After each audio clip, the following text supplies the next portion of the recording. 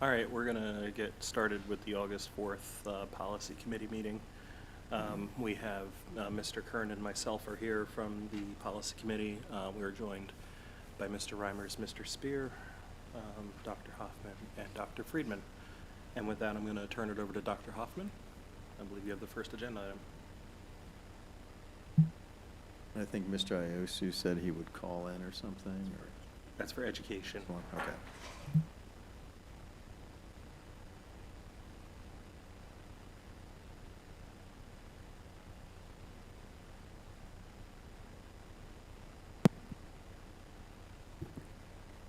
Working? Yes. Okay, great.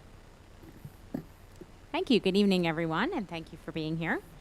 We have a number of policies to discuss tonight, and we'll start with 226, which is a search policy. This is a holdover from previous meetings. We originally started the conversation by talking about changing the AR, so that's how this conversation started a few months ago. That then sent us into a conversation about looking at the policy. We have had a couple conversations at previous meetings about the policy, and the policy that is posted tonight is the policy that was the recommended policy based on what we had.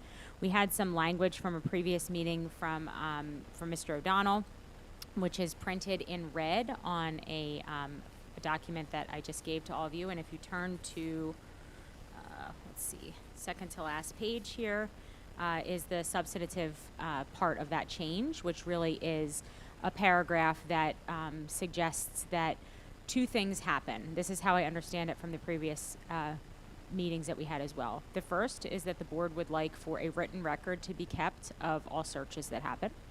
And the second is that if there is any instance where a child should be asked to be searched in any area that would contain an undergarment, whether that be a removal of such to be searched or looking in that general area, that parents be notified first before that happens, unless there is a significant safety issue. So think, the easiest way to think about that is like if there's a concern for a weapon, something we wouldn't have time to call the parents and wait for the parents to get there, that we would be able to do that search, but then the parents would need to be notified immediately. The administration had no concerns with those updates or recommendations. So the reason why it's not listed on there with this red is because it has not been sent to our solicitor. So the question for this group, either tonight or if you'd like some time to look at this with the edits, obviously that would be okay. And then to let me know if it's okay to then send to Jeff Garten so that he can check and make sure that this additional language meets our requirements. And then if so, we would then be bringing it back to the committee. I talked to Mr. O'Donnell about this just a moment ago. Once this policy then is approved, then we would work on updating the AR. So the recommendation is not to do anything with the administrative regulations since that's based on the policy which has not yet been adopted. Thank you. Do you need more time to review that? We should just bring it forward next time, or do you believe? I'm fine with the language as it is. My first reading seems okay, at least to get to the solicitor. Okay. So then I would ask that we get this to our solicitor for review, and then this be on the agenda at the next policy committee meeting with that adopted language, and then we can start the formal process. Okay, Thank you. excellent. Thank you. One down. Okay. All right. The next policy that you have in front of you is Policy 317, and that is an update from PSBA that is recommended for legal liability purposes. It has to do with Code of Conduct and Disciplinary Procedures for Professional Practice and Conduct for Educators. So most of the changes in here have to do with new statements that were added to talk about the responsibility to investigate allegations prior to considering dismissal or demotion of an employee. So rather than just saying, we think you did something wrong and this is what's going to happen to you, there are some changes in here that will cover the district in the event that we do believe that there is some type of disciplinary action warranted for an employee, just to ensure that we follow all of the appropriate steps prior to filing any dismissal or demotion charges. This has also been reviewed by our HR team and legal counsel. Any questions? Yeah, near the top of, I think, the second page where it starts with the district may take disciplinary action. Mm-hmm. There's like $100 word in there. if anybody Aye. can spot it. That I would prefer to be simplified, Nexus? yes. Okay. Do you have an optional term that you would prefer that I use? Yeah, I thought about things like clear connection or directly impacts, because I think that's what you're trying to say. Correct. That, yeah, as opposed to nexus, like a direct connection, obvious, clear, I think obvious connection would probably be the most appropriate. the most obvious. Are you okay with that? Sure. Is that PSBA's It legal is. word? I mean, I love the word nexus, but I agree. I think we That's can fine. simplify that. So I can say when such conduct has a direct connection to or obstructs, or would you like, did you say obvious? I would say, I think it does imply a little bit more than just a connect, like a direct, obvious, clear connection, something like that, obvious or clear. Okay. It's a pretty wordy sentence, but such is life in the world of policies. Because especially with that giant list of things, anyway. Okay, we can update that. Thank you. Okay. 317.1 then is a related policy having to do with educator misconduct. And this just updates some of the terminology. As you remember, we were going through old policies and updating them to match the new Title IX requirements. And so we did the major policies on that, the 103, the 104. They're directly related to harassment. But there are some lingering policies that had language that referenced previous Title IX language. So this has been updated to refer to Title IX sexual harassment, which is the correct terminology. So those are the only changes there. I have nothing on this one. It's a hard read, just given the content, but no, I think it's fine. Okay, thank you. Then we have, it's like a little cartoon over here. Okay. Policy 320. You play that at the end of the meeting and you say, that's all, folks. Right. We'll get back, we'll try again when we get back to the end. Okay, so policy 320 is a PSBA updated policy. This previously is a policy that we had, but it was called freedom of speech in non-school settings. And it's now called freedom of speech by employees. The major changes here actually are wording changes that talk a little bit about consulting with the school solicitor before any decisions are made, making sure that the district balances the employees' interests regarding their freedom of expression, but also understanding that we need to have an efficient and effective functional educational environment. So it's really that second paragraph that has, you can see it in bold there, that's really driving. Our previous policy didn't explicitly talk about that connection to the solicitor whenever we had a concern in this regard. So you'll notice that I think there's 3 separate places on here where it says to talk to the school solicitor if this is, if this comes up as a concern. Yeah, this seemed pretty fuzzy. So I did run it through Grok to say, hey, what do you think of this? And it mentioned that some of the terms like impairing discipline, harmony, fairly ambiguous, detrimental. I think my comments on this are, can we strike the first 2, number 1 and number 2?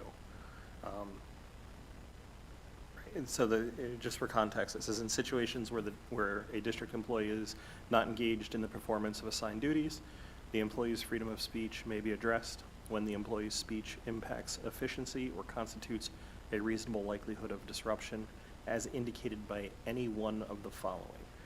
To me, the first one, impairing discipline by superiors or harmony among coworkers, is too vague.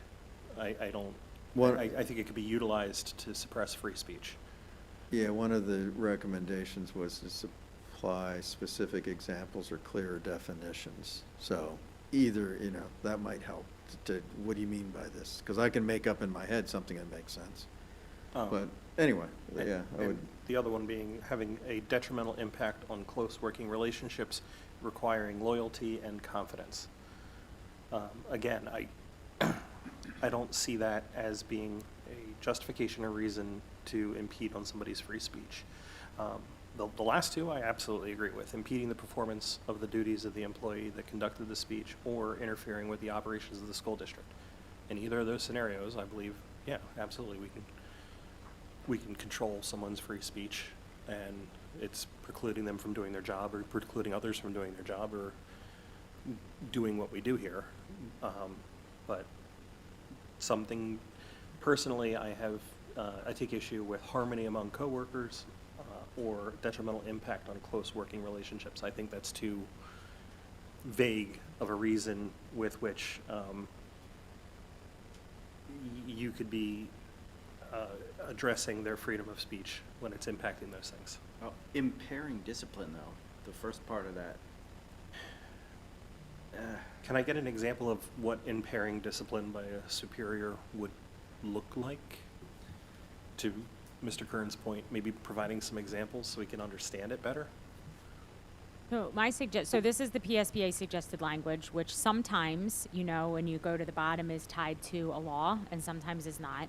So I would not want to misspeak on whether or not these came from somewhere else. Like sometimes I'll reach out to them and I'll say, well, I want to strike 1 and 2, and then they'll write back and say, well, can't strike 1 and 2 because it's part of the federal act on, I don't even know if there is a federal act, I'm just making that up, but the whatever act on free speech. And I'm like, oh, okay, we can't cross that out. So I think the best case scenario would be to ask them if these came from somewhere that we have to utilize that language. If the answer, it's kind of like a chart, if the answer is no, then I can ask them if they have additional policies or ask them to pull other people who have edited the policy and see if anybody else has given any suggestions or changed the language. That's sometimes how we get a cleaner language, somebody who's already kind of been through it, and I can send that back out to the committee. I don't have specific examples of what each of these might mean beyond exactly what you can read it to mean, which can be interpreted different ways. I think that's why in the first, second, and last paragraph it says consult with your solicitor. I believe it's intended to be vague, which there's always going to be a situation where that's very helpful, and then there's going to be a situation where you would wish that it would be tighter. So I think maybe if we just check on that first as a first step and find out before we try to edit it too much. that's fine. Mhm. For me, yeah. Yeah, I mean, it's basically, the Grok's interpretation was, this is pretty ambiguous, open to interpretation, parts of it, and you could, end up fighting it in a court of law type thing. But I guess, yeah, ask PSBA if they Okay. have any better thoughts. My only comment on the, whether it's coming from code or not, isn't that the citations at the bottom? And if there's a specific section that relates to that, isn't that usually a footnote and hyperlink that takes you to that section? So yes, except for I'm not noticing that there are any hyperlinks on this at all. So my guess is that that they referenced it, possibly it's not cited exactly, but given the number of legal cases that are listed at the bottom here, I just would want to make sure that it's not due to a finding or something. I don't want to misspeak about it. I So. appreciate that. But you're correct. You normally would see kind of like a parenthetical number with an underscore if it was tied to something directly. Okay, so if we're going just in order here, I guess the next would be 626. 626 is the federal fiscal compliance, and while there are a number of changes to this one, they are all changes that are relatively, I guess, like quote unquote normal in terms of we are typically seeing these change to expend the dollar amount changes from year to year and some of the other requirements. The changes that are a little bit more substantial are going to be on the 4th page here, which has to do with the mandatory reporting of violations. And also, so that you know, this did go through legal review as well after the PSBA update, because there were two policy attachments to this that had to do with federal programs and cash management, and we just wanted to make sure that all of our procedures were in there. So on the back there, you would pretty much see the whistleblower protections and some of the other disclosures. There's also a section at the bottom that has to do with where the district will provide written notification to employees of their rights about the whistleblower law. We do currently have that listed in our employee information, but we have uncovered that we do not have an updated employee handbook. So, and you'll see later on the agenda, we're also talking about student handbooks. So we will be working, Dr. Finnerty is working hard at updating an employee handbook that this will then go in. I just didn't check the box on this because technically we don't have it yet. So then we might have to revisit this policy to check that box when we have the employee handbook. Would it make sense for us to check the box next to on the district's website and just ensure that it's included in the website? Because that should be a relatively quick fix. Absolutely. I just wanted to let you know that we will also be including it in the handbook. The handbook won't be done by the time this policy gets approved. So I would prefer that we do that because we are saying in policy that we are providing written notification to the employees of their rights, and it sounds like we're not really doing that. So I would say if we at least get it on the website now, we then are in compliance with the policy, and then when it comes back through, we can either check both or remove the other one. Absolutely. The other, I went back and looked at the last couple iterations of this one, as I tend to do, to see where the changes are coming from. Under delegation of responsibility at the very top, historically we've said the board designates the superintendent or designee as the district contact for all federal programs and funding, rather than putting it solely on the shoulders of the superintendent. Is there a reason that we don't want to have or designee? So technically, the superintendent is the district contact. Then, if you read further, so you can only, my understanding is that you have one contact, and the way that it currently works for all things is that it's Dr. Friedman. So like anytime we need to get into the system or something needs to be signed or whatever, even if it's been designated to me or someone else on my team or something else, he's always the reporting contact, and that's just the way that it is. And then he can designate us to kind of do the work, but he still remains the contact. I understand that. It's the delegation of responsibility. It's not the who's designated as the point of contact in the language. And again, the previous two versions of this policy have that exactly that. The board designates the superintendent or designee as the district contact for all federal programs and funding, and the very next line is the superintendent or designee in collaboration with ... So I can change it there. I think the idea is that in previous policies and conversations, we were trying to clean up the language that the board designates the superintendent to do something, and then the superintendent designates us to do it. But if you want it to be superintendent, I'm fine with that. I'm not super we- concerned. I was just trying to understand the change. In most cases, it's going to be or designee, right? Like that's how most of these work. He can't possibly do every one of these policies. So Well, that was my concern. yeah. So in most of the policies, the superintendent would be the point of contact, and then it would be the Okay. board would designate him, and then he would choose who does the work. if that Then makes I'm sense. fine with it as written. Okay. Ditto. My only question as a non-committee member about this one was, it seems like there's a lot of redundancies in here, that things are actually federal code or federal law, and we're just reiterating them in here. Is that always necessary to do in these policies, or?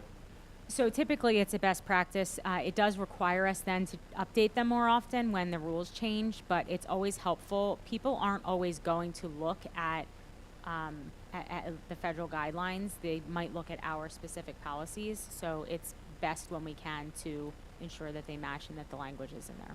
Okay. And I was thinking the exact same thing, that when Because I'm these rules sure change. that everybody yes. does look at our policies in depth all the time. So I know, Mr. O'Donnell, check, we got that one.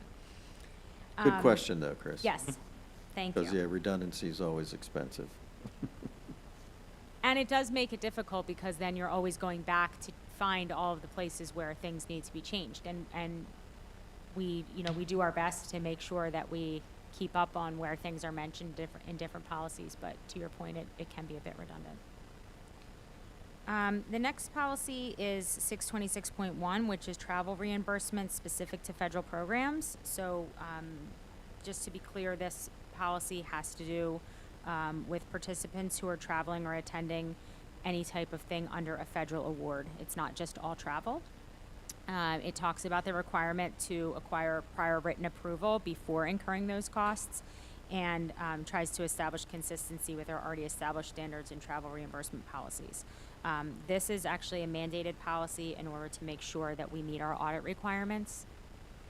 So the changes here really are specific to making sure that if you're being paid with federal dollars, that you adequately let them know what expenses you intend to incur before you spend them.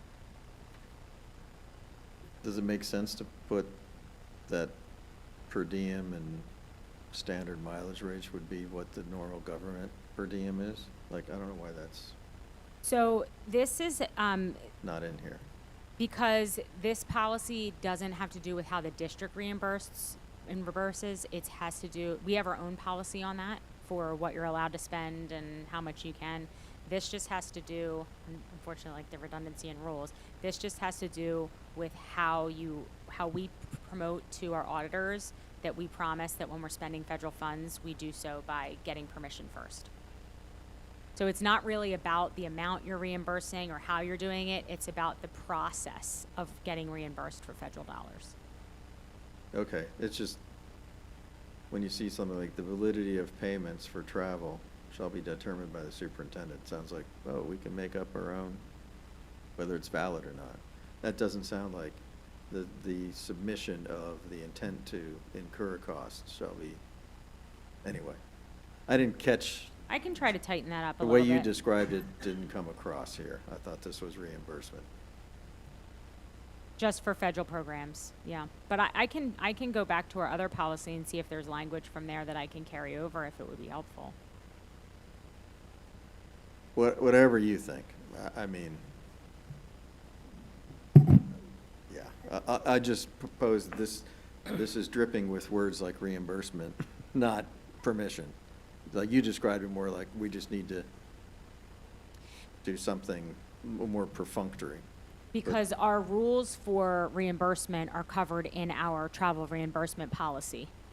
So we could, I guess in theory, take some of that language and carry it over to here, or we could just make sure that this points to that to make it clearer.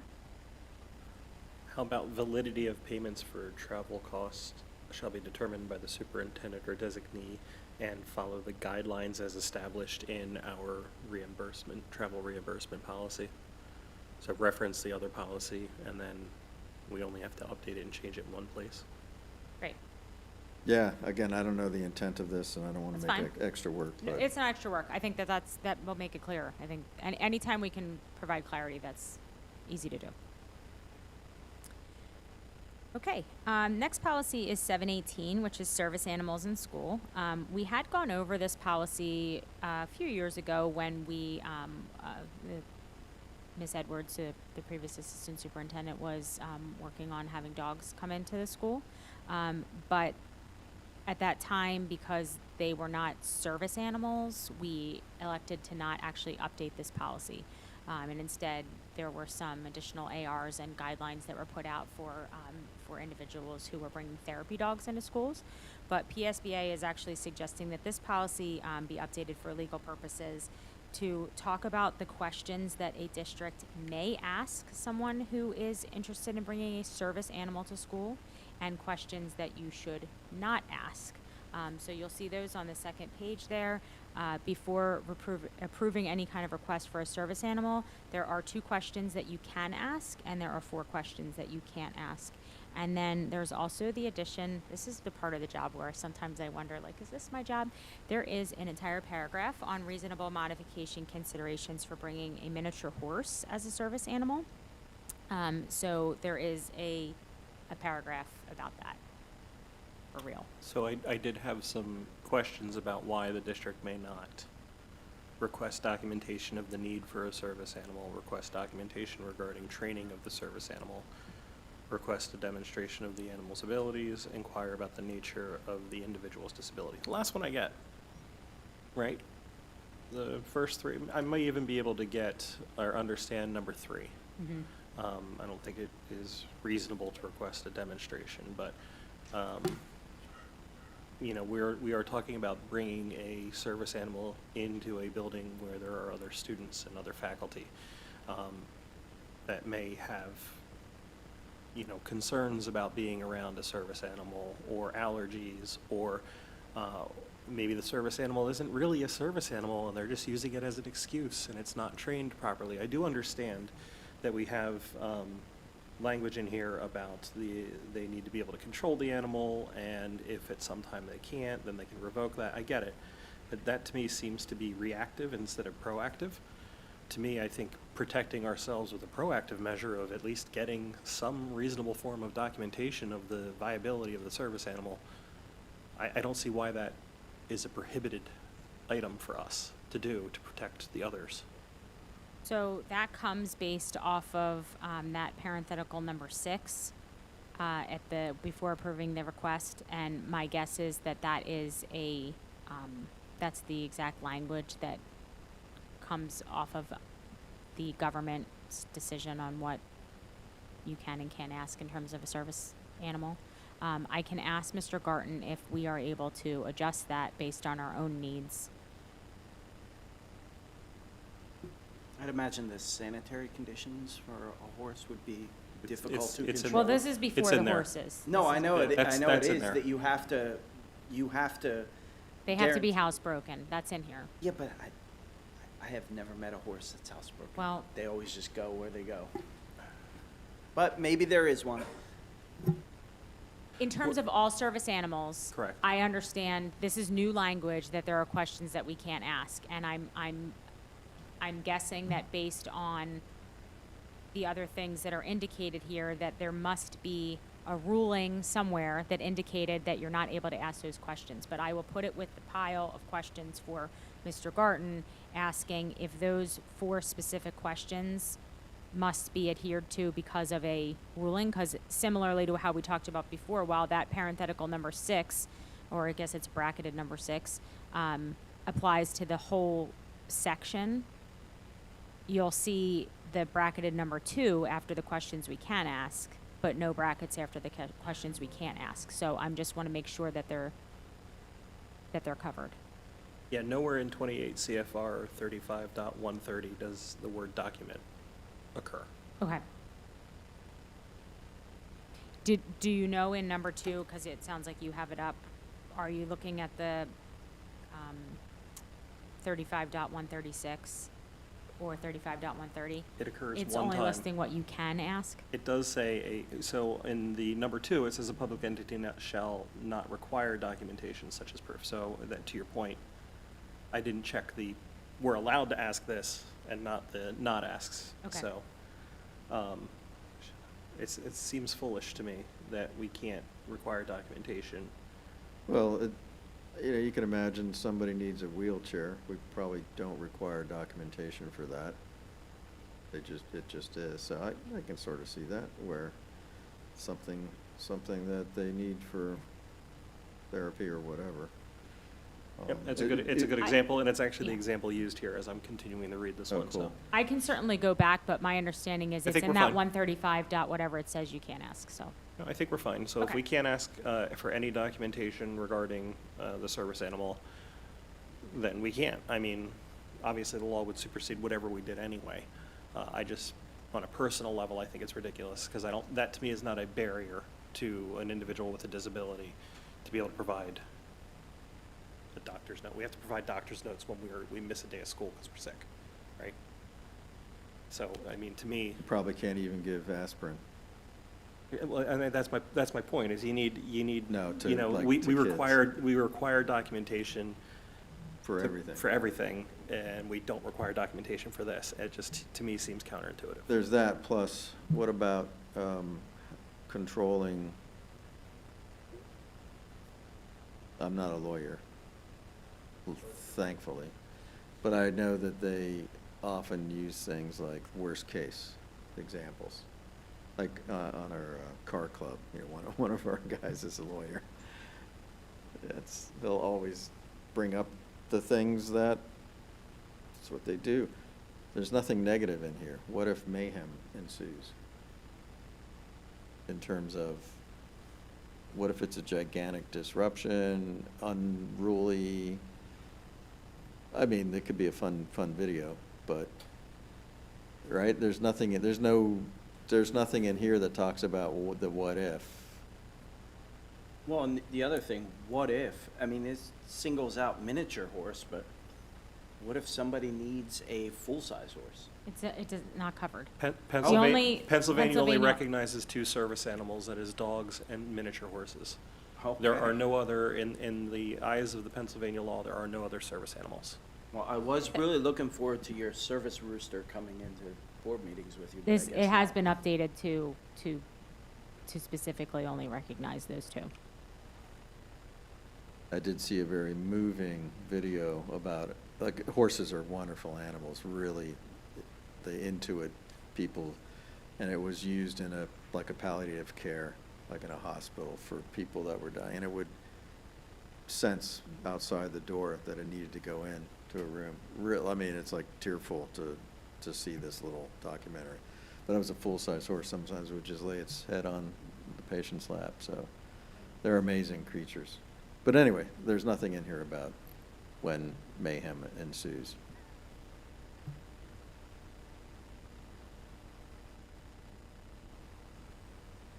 Okay.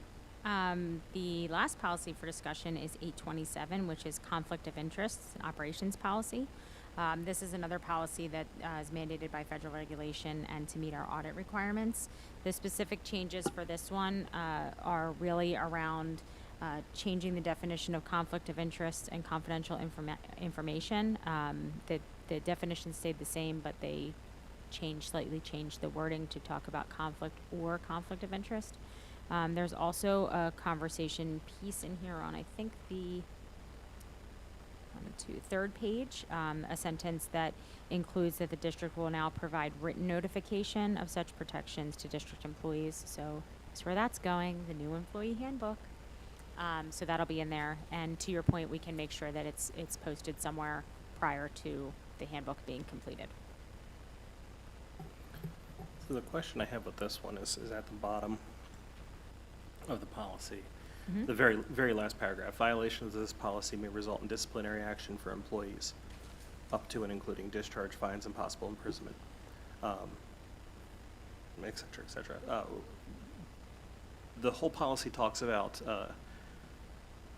conflict of interest shall mean use by a board member or district employee of the authority, his or office of employment. The way I'm reading it, there's no penalty for a board member to have a conflict of interest, as written here. I was reading through the conflict of interest policy at the JOC, and there's no specific call-out. It ends very similarly, but there's no specific call-out saying that the violation of this policy may result in disciplinary action for employees. That for employees doesn't exist there. So, school code, sort of. Will always supersede. Understood. And it sort of does, the code of ethics in there will supersede this, I guess. Our previous version doesn't have that disclaimer. The for employees is new, and my understanding is that it is because that is the authorization that this policy would cover a disciplinary action for a board member would not be covered by the district. The board would, I can work with Mr. Garten on what happens if there's disciplinary action for a board member, but the policies of the district would be for employees of the district. So That makes sense. What can you do to us? You can't fire us, right? Yeah, like they can't discipline us. Yeah, but I just don't think that's right. Like, we should be beholden to the same level of, Well, only the different. state can. Yeah, they're the only ones with authority over elected officials, so. The board can remove board members, but well, I'm saying maybe we include language like that. it's probably illegal. How can you? The superintendent cannot fire a board member. I wasn't saying the superintendent could, and I wouldn't say that he could. It's self-regulating, maybe. I don't know. I bet that's already written somewhere. Yeah, I don't know, that's why I'm asking. I can certainly ask. The other question I had regarding this one is honorarium. It's defined here, honorarium shall mean payment made in recognition of published works, appearances, speeches, and presentations, and which is not intended as consideration for the value of such services which are non-public, occupational, or professional in nature. The term does not include tokens presented or provided which are of de minimis economic impact. And then down further in the policy, no board member or district employee shall accept an honorarium. I would propose that we need to add language around honorarium definition, meaning honorarium shall mean payment made in recognition of published works, appearances, speeches, and presentations related to the business of the district. There's no reason, as written, you can't get paid to make a speech or give a presentation as a board member. Mr. Curran, I believe you get paid for events occasionally. I know it comes up in my career as well. I always give my time free, but I ask for travel and expenses. Yeah, but that would be, Yeah, and they can't that wouldn't be de minimis impact. Nothing here that can control me. I agree. So if there's anything remotely like that, strike it, because yeah, it's, speaking of infringement of rights. Okay, so we can add a sentence that has to do with it being related to the business. So if you were asked to go and speak about something related to the school board or the school district, and you were Then paid I would for agree that- we couldn't. Okay. All right. Right, because that would be conflict of interest. We'd be using inside information that we have as a result of this position and using it for self-promotion. Right, but Got it. as written, it's pretty clear. It just says no board member can receive an honorarium. And as the honorarium is defined, there is nothing that precludes it to be related to the function of sitting on this board or working in this district. Okay. So I wanted to follow up just the way you explained, you know, how Mr. Curran, how you may do a speaking, event and then just ask for travel expenses, and then Mr. O'Donnell mentioned that as de minimis, and that's kind of where I wanted to bring that in, because, you know, travel expenses what? to travel to Washington or not speaking to you. My statement was it was not de minimis. No, oh, okay. But no, my issue is with the term de minimis. Because if you're talking about, you know, the overall budget of a school district being $150 million, you know, sometimes a $10,000 fee may be de minimis towards that. But, you know, if you're also talking about somebody getting a $10,000 check or a $10,000 gift from something as an individual, that's not de minimis. So it's really relative on where you're looking at that from, what can be considered de minimis and not, and there's really no, I've never seen a very good definition of that anywhere. But Yeah, it's this is- a legal term used all the time, so. Sounds Latin, but this is pretty ambiguous. Like, I, of course, don't speak about school district things, but I have a life and a career, so it'd be foolish. This has absolutely no impact on me, my life, my work, my career, why I speak around the world, and it can't. That would be unconstitutional. I agree, which is why I'm Yep. asking we strike I or add that clarifying language. Okay, that's all we have for this evening. The last piece for the topic for discussion is just to circle back around the student handbooks. So, as some of you know, we've had some recent discussions about whether or not certain things that have come up, specifically at the middle and high school, were actually covered in the student handbook. And upon researching it, there was some work to be done with our student handbooks in terms of how they pointed to policies and where people could find information. I think we'll all remember at a board meeting a couple months ago, we said, oh, well, it's in the student handbook. And then we looked and it wasn't in the student handbook. So we did work with, I've been working, Dr. Zachin's helping me as well, work with an attorney to redo our handbook based on a template that is legally defensible, that will point to all of our policies and ensure that when we say that something's in the handbook, it is. So the timeliness of that, though, is that it is likely that we will get the handbook in time to put it in front of the board for approval in August, but not for it to go to committee, and then if we want to actually get it in front of kids at the start of the school year. So as soon as we get that, we can send it out to the board so that you have a chance to review it. But our hope would be that even if we don't have a board adopted date just yet, that we can at least get it out to the kids at the start of the school year. I would say as long as we have time to review it prior to the board meeting, I don't see any issue with it. If we could get that element of the agenda up as early as possible for the public to review it, I would appreciate that. So Sure. not something that, like a 24-hour add to the agenda, but get it out as early as possible. Sure. And could we not also, it's draft, and we can revise it September too, right? I mean, nothing. So two important notes. The handbook's actually never been approved by the board before, so this is a first. So we're Oh, trying cool. to be transparent and share the information with the board for your approval. And absolutely, you can make changes, make suggestions. But the important note here is to know that we did purchase this as a legal template, so we would not want to make too many changes to language, because that's how we sort of ended up in some regards in the place that we were now, because things were removed or changed. So the hope is that if there's questions about it, that I could then just point back to the attorney and say, hey, we have some concerns, and ask them to change the language rather than for us to try to change the language. But we'd like to at least get a version that's close to a good version in front of kids at the beginning of the school year if possible. Okay, well, that's a good clarification. I didn't, if we don't need to approve it, then yeah, we can, I would like we you can to look approve at it. it. I'm trying Yeah. to, we're Good. trying to write some of the things that haven't been done before. And I think the board seeing the handbooks and approving them, especially since there's language in there, the way that it's currently written, even the ones that we currently have that make it seem as though the board has approved them. It would be beneficial for that to happen. But I just want to be clear, we can make changes as the year goes on, certainly to anything that needs to happen. But I think to start the school year with a handbook in front of the kids would be helpful. 226 is an example of a policy that says it's reviewed annually by the board. But yeah, did it every year, didn't you? No, we didn't. 2025, 26, check, we did it, 1 year. 1 year down. Is this student handbook actually printed then for students? So no, it's available online. When you just say in front of them, like I picture them opening their old-fashioned handbooks. Well, we give them a computer Leather so bound. they can be in front of them on their computer. Is there anything else for this committee?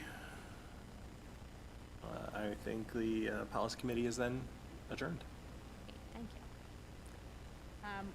We can get started with the Ed Committee if someone can call Mr. Iosu. Well, I was going to suggest we take a moment while we do call Mr. Iaso, and then we'll get started Okay, once great. he's on the line.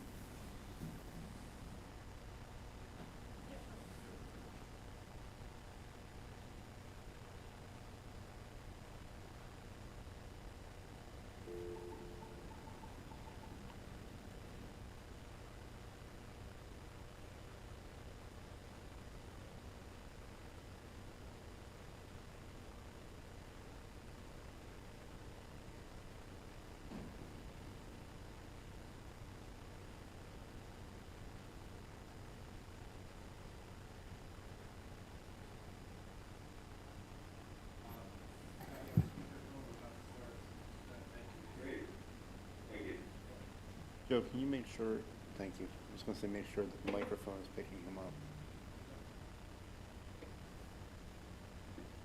Glenn, can you hear me? Glenn, can you hear okay? Yeah, it's a little faint in the background beyond you. I just wanted to make sure you could hear as we were talking, so. Yeah, Welcome it's to a the. little, I can hear you now. Okay. Welcome to the Education Committee meeting. We'll get started. The committee members who are present are myself, Mr. Kern is also here, and Mr. Iasu is on the phone. And we will go to the approval of minutes. Can I get a motion to approve the minutes from, So what was moved. the May 5th. Yep, May 5th minutes. So moved. I'll second. All in favor? Aye. Aye. Thank you. Any opposed, any abstentions? All right, so we'll move on then to progress by Sadler. Dr. Great. Hoffman? Thank you. We have two new resources to review. Before we start, I just kind of want to give a little background on both of these and how they came about, why they're coming about now. Typically, we try to have resources to you by the end of the school year so that we can have them over the summer. In both of these cases, we had previously selected other resources, which were board approved. And then as the end of the year went on, as we started to look at data that came in, some of our concerns in talking to end of year meetings with teachers, we started to look for a different resource. So particularly, we had been looking to purchase workbooks through our Bookworms series and heard a lot of feedback about maybe needing something a little bit different, and that's how this came about. And so in just a moment, I'll have Mrs. Kramer available to speak. She did a wonderful one-pager for you here also that has a lot of information. If you did look at that previously prior to today, you will see a slight update on that because the original quote that we had from, oh no, that was on the other one. Okay, hold on, pause, forget that. We'll back up. That one has not been updated, but it's still a lovely one-pager, and thank you for doing that, Mrs. Kramer. And so all of that information is there, and we have copies of the books, and she can talk more in depth about that.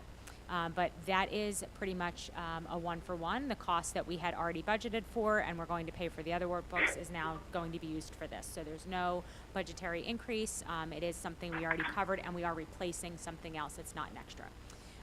The second one, the Lexia, we had previously used a product called Imagine Learning in kindergarten and first grade, and also for our EL population. And we have found that to be a great product. We don't have any concerns about the actual product other than the cost. It is very expensive. I think it's $150 or something like that a student. So we had budgeted somewhere in the neighborhood of $90,000 for those licenses.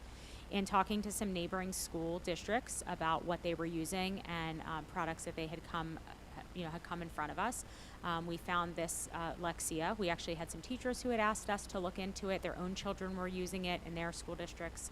And so we spent some time looking at it over the summer and felt like it actually really would meet our needs.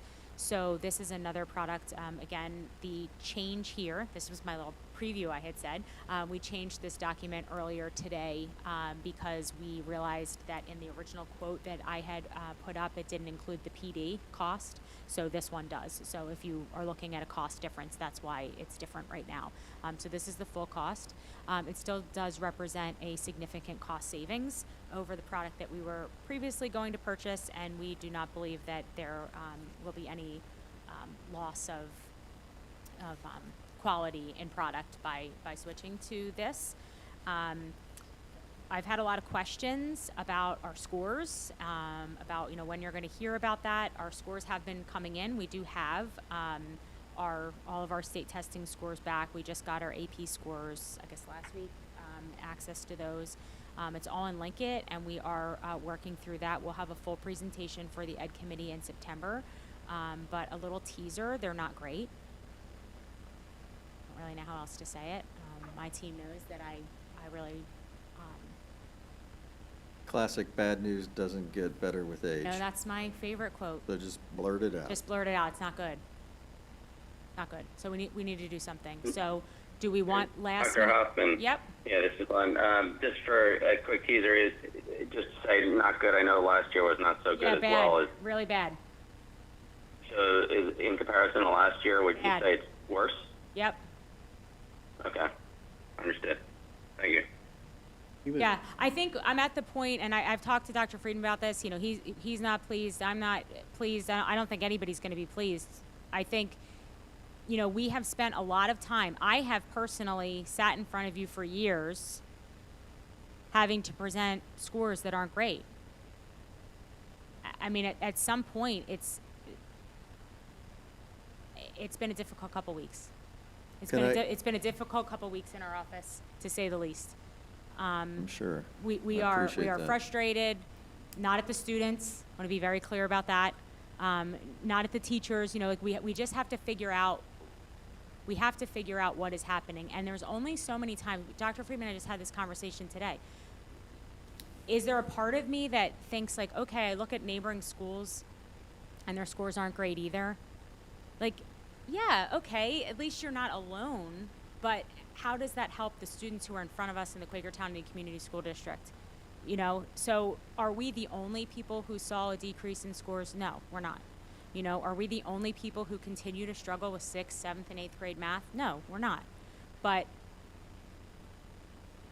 you know, I don't know. I don't know what else to say about it, but we will come up with words that actually can come out for a presentation in September when we're ready to do that. But the bottom line is, sometimes you make a decision, and then with more information, you realize that that decision isn't working, and this is one of those cases. So we have this product, and we feel like it's going well, and in some cases it might be, and in some cases it might not, and now we decided, no, we are going to kind of go right after it. We're going to find a book that more directly aligns to the support that we believe our students need, that gets into some of the basic skills that we've identified over and over again that they're missing, with really explicit instruction on how to support them to, you know, here's just a page I just flipped out about graphic organizers and helping students to learn how to cite their evidence and comprehension checks. And is that things that we're already doing? It is. It absolutely is things that our teachers are doing every day.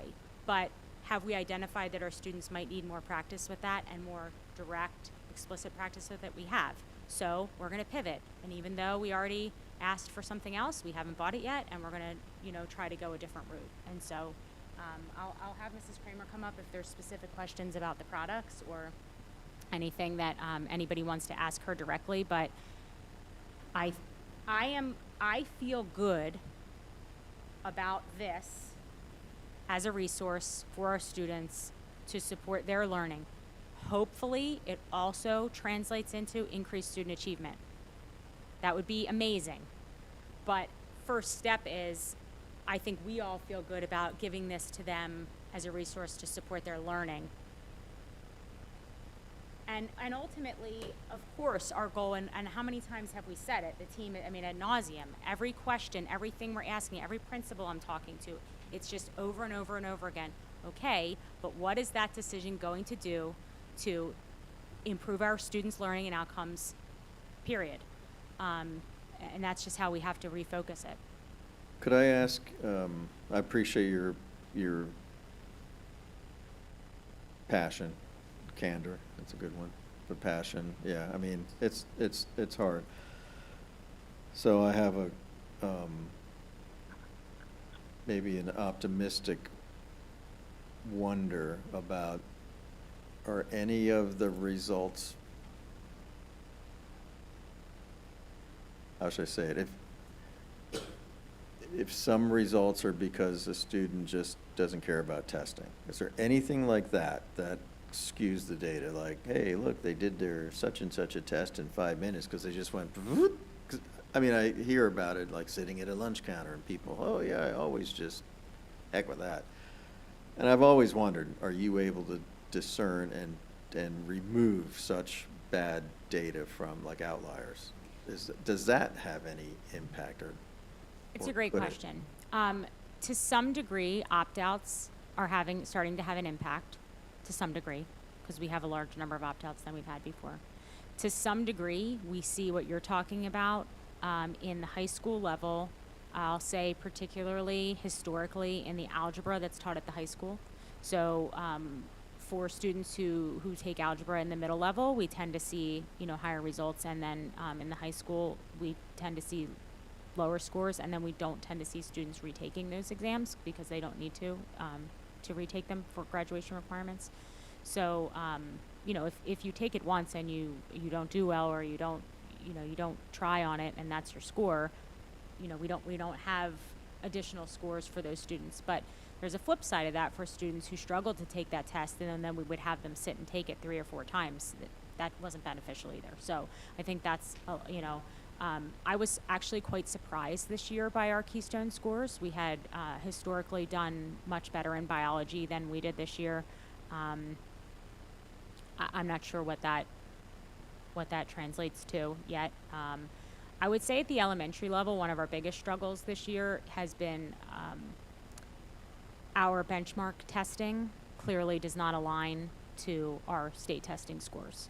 So last year, we felt like it was an anomaly. It's the first time that our benchmarking had projected that we would be, at X, and we didn't reach that. This is the second year where that happened, and by a larger gap this year. So we were spent all summer changing gears to put new benchmarks in place. I mean, there comes a point where 2 years is enough for me to see that it doesn't line up.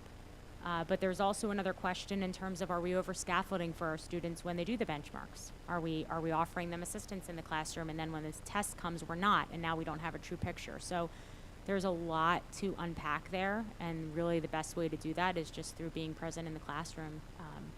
We're fortunate to have the new coordinator position this year, so we're going to have 3 now, and hopeful that having them out in the classroom, the reorganization of our office with Mrs. Kramer becoming the director of teaching and learning, to really put a focus on that. One other question would be correlating reality to test results. So I don't know what kids should know at a certain age, but you all do. Do these results match the reality of the kids? Like, you know what I'm saying? I do. Like, Not always, and I think that's the frustrating part. We've had that conversation, Mrs. Kramer and I have had that conversation, like, we're in the classroom, we see these kids writing, and we're like, wow, when was the last time you saw a student in 3rd or 4th grade with that type of high quality writing? We're getting teachers emailing photos, so excited and proud of what the kids are doing. And then we get the score at the end of the year, and it's nowhere close. Now, I will say that in math, we have concerns in math. We have concerns in math that, particularly for students who are over-accelerated, and we've been talking about this for a couple years, it's really catching up with them as they go on, and we're missing some of those foundational skills. It's very evident if you track that cohort. So is that a product of they've missed it now for 2 years and now they're further along in the process? Because that kind of goes to my question. So we've been talking about the getting rid of the plus courses now. This is our 2nd year, and as you said, 2 years in a row now we've seen scores go down in areas where the plus courses were relevant, ELA, math. Right? Is there a correlation between those 2 events, us getting rid of plus classes and then the scores going down? And it sounds to me like you're saying that there could be. So no, I wouldn't say that. Actually, our scores have gone down for longer than 2 years, so sorry to point that out. But the bigger concern is the students who were, some students, not all, some students who were in plus programming that did not have foundational skills prior to entering that have now, the gap has now widened for them so Right, significantly. That's what I'm that sort they're- of getting at. Right, Let so me- it's, So they've So gone that's- past the right. point where their foundational skills are correct. giving But them the ability to we do have, the work. we have implemented a redone MTSS model where we are actually working on high quality first instruction in the classroom, and then now have pretty robust tiered instruction in tier 2. We always had tier 3 for students who needed specialized programming and particularly in special education. We were kind of missing that middle piece for students who weren't getting it in the classroom, but they weren't so far behind that they needed, real remedial type support. So we've really spent a lot of time strengthening that. Our problem is that our triangle is more like either upside down or looking like a square at this point. Like, we don't have a true pyramid where most kids are getting it, and then we tier up.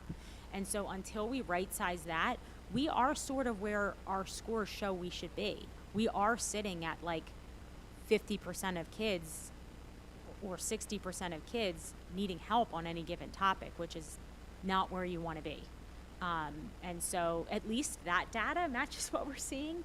And we have a plan. We have people, we have support. We have interventionists in the building who are supporting us. We have teachers who are seeing and reporting to us that they're seeing support with MTSS and feeling supported and feeling like their students are moving forward. And, it's difficult to meet with teachers who are getting their scores back and are really upset. I mean, they're really upset because they feel like they did everything they could and we're so excited to see the scores at the end of the year. And then it can kind of be a crushing feeling and so we're really, yes, we're focused on the scores. Yes, we're going to present them to you. No, we're not going to try to hide it, trying to be very clear and transparent with you exactly what you're going to expect to see next month. But also try to bring, as I hope most of you know from me, the human element back into it to say, ultimately, what can I do to support this teacher so that they feel successful and that they can face this new group of students this year with optimism, and that we can help them grow and learn and not feel, so down because of the results from last year. Kind of forward thinking instead of looking back at this point. Thank you. Dr. Friedman, you were Thank you, Dr. Hoffman. We'll revisit this again. This is a difficult subject for me personally, not only from a leadership position, but someone that has intimately worked, with curriculum for many, many years. I think that, just to refresh everyone's memory here, which I know that you've all lived through this, we've had a lot of significant changes over the past couple of years, positive ones, needed ones. Evaluating teachers is a huge foundational one that wasn't around. Moving away and re-envisioning plus classes and really focusing on gifted education in the district. The data significantly showed that many, many students were misplaced, as Dr. Hoffman had alluded to. When you are in an accelerated class and the criteria has been lowered, and students are in a class that is moving at a faster pace, you're missing foundational skills.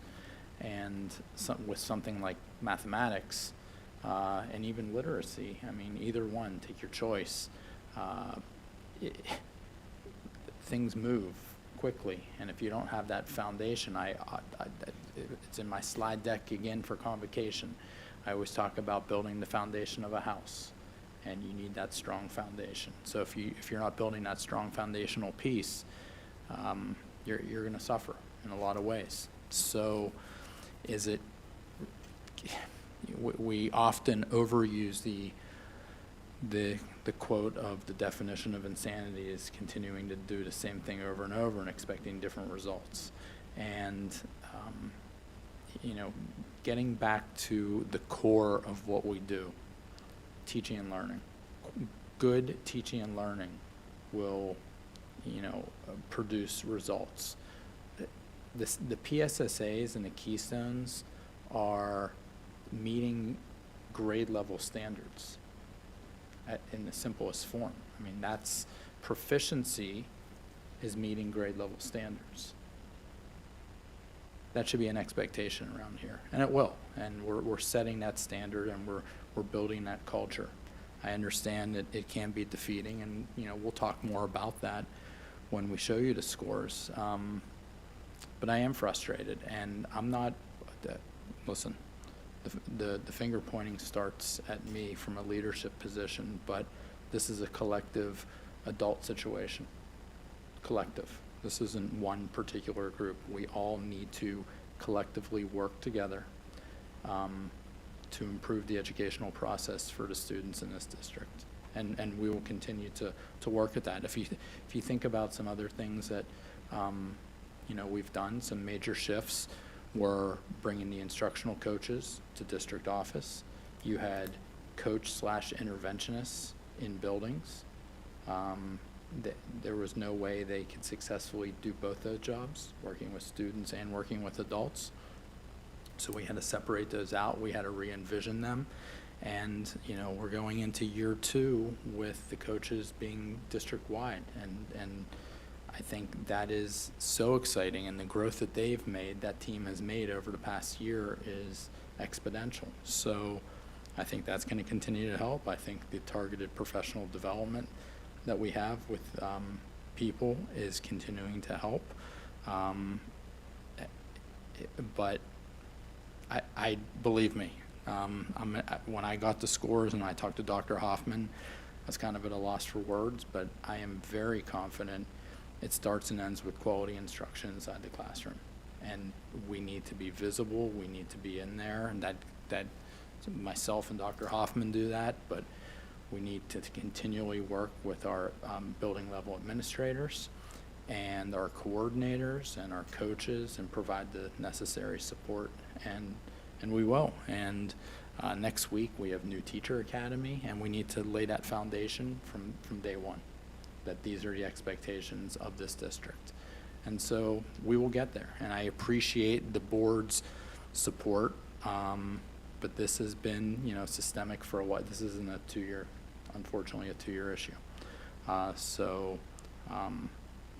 feel like we're building foundational pieces, and I know it's not yielding the numbers that we want to show you, but remember, and I often say this is not about getting scores on tests. This is about mastery of content. This is about transfer of knowledge. This is about rigor in the classroom and about relevance for students. And if you have those elements in a classroom, the byproduct of all that is going to be success on things like standardized tests, because you're minimally meeting grade level standards. So, And that kind of goes to my personal concern.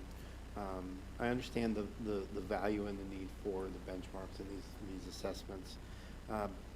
But personally, I wonder if systemically we're not looking at them and putting too large of an emphasis on those bigger tests, the keystones, the PSSAs, those sort of things.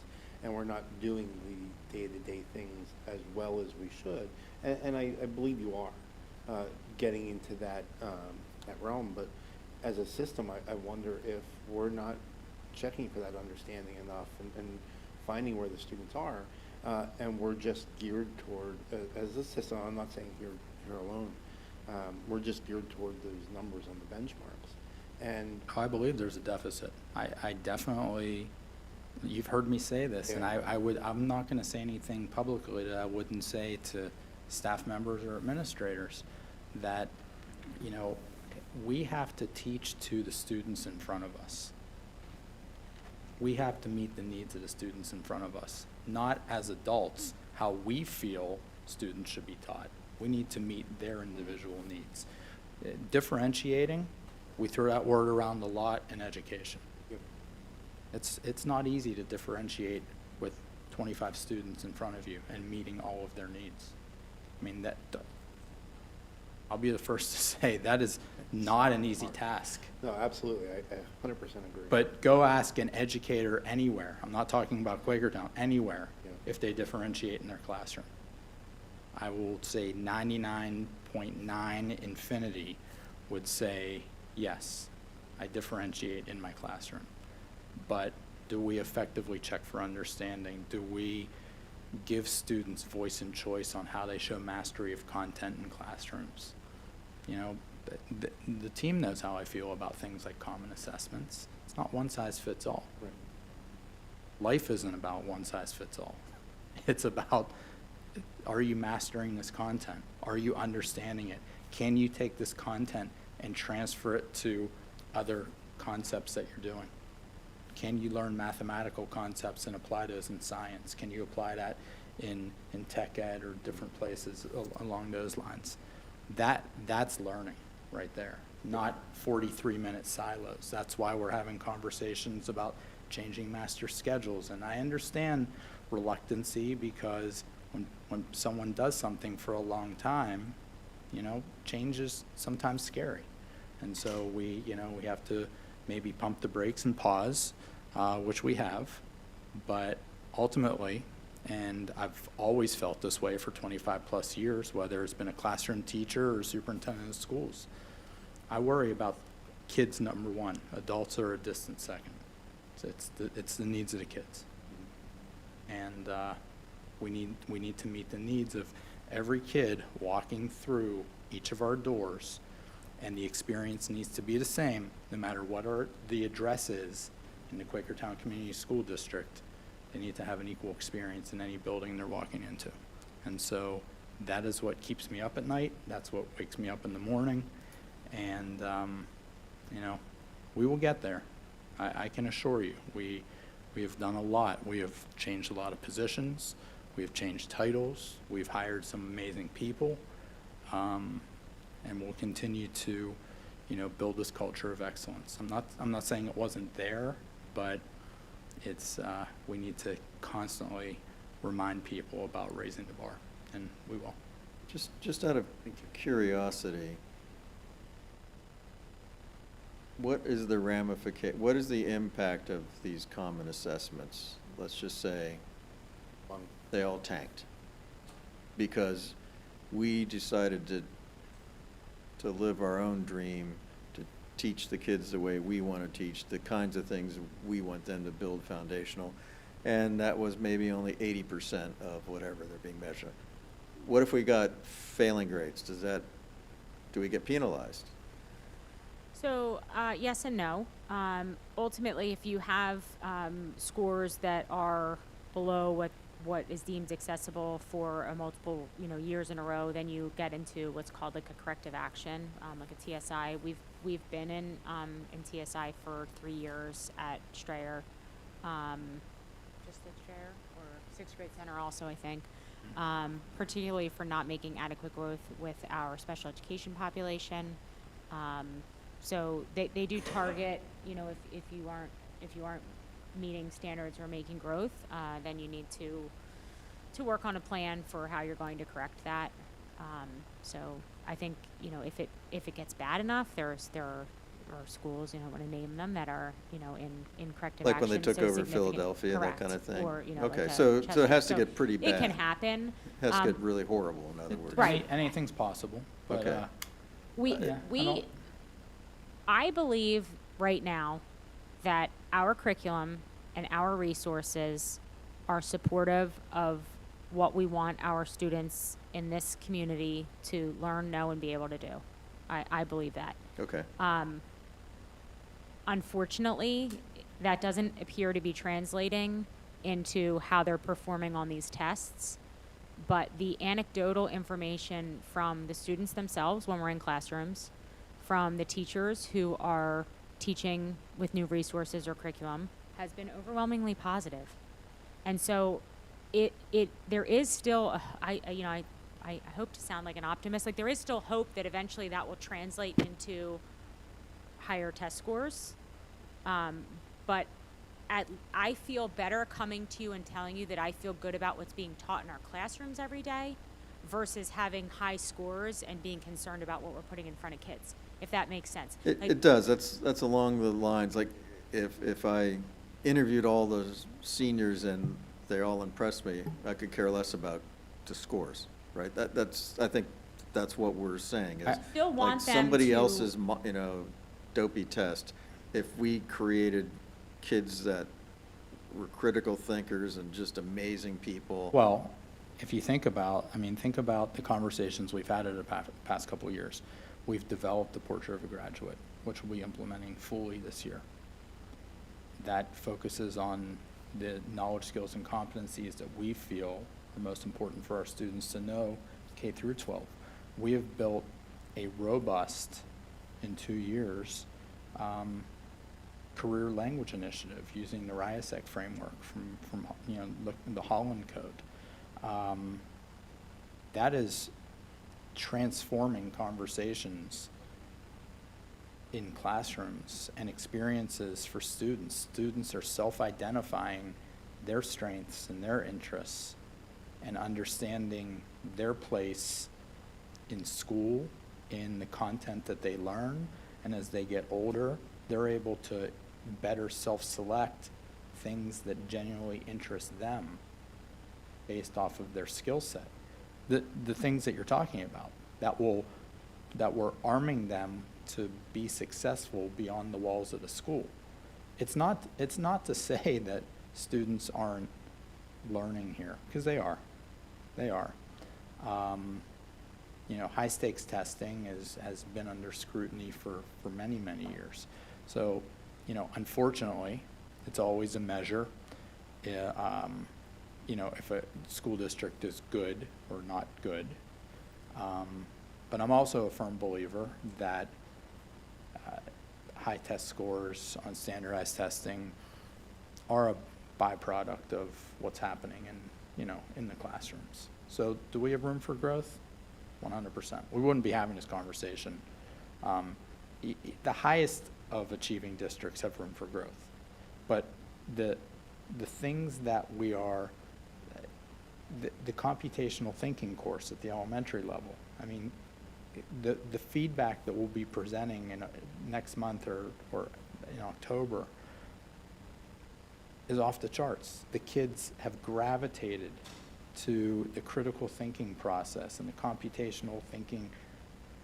That's, to me, that's unbelievable that we're getting that feedback from elementary students, that they would much rather be there than other places during the day, critically thinking. That's what we want for our students. That it's holistic. It goes back to the antiquated term of whole child education, but it's beyond just memorizing content for a test.